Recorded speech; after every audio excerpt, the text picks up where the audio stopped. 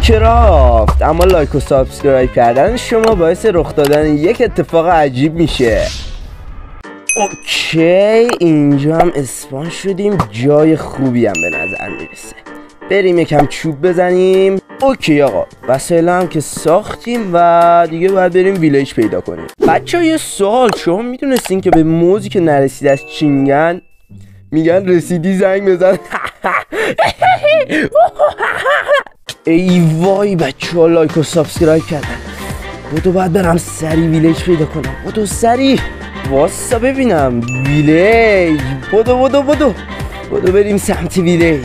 نه حاجی، دوباره نه، دوباره لایک و سابسکرایب نه. بودو برو سمت ویلیج. بودو. یا علی اینجا کجاست؟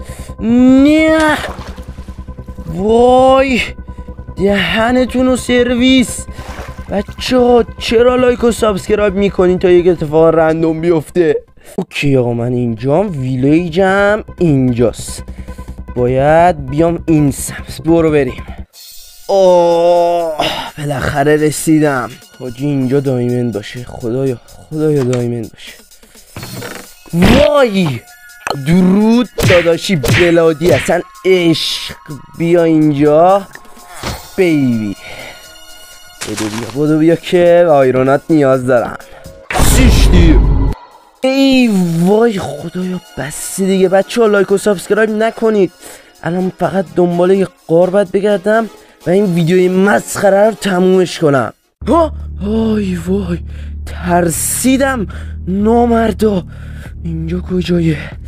خب اینجا شاید بتونم یه دونه دایمند پیدا کنم.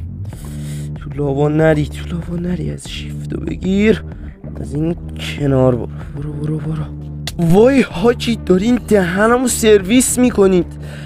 وای لایک و سابسکرایب نکنید لایک و سابسکرایب. وای لایک و سابسکرایب نکنید نامردا.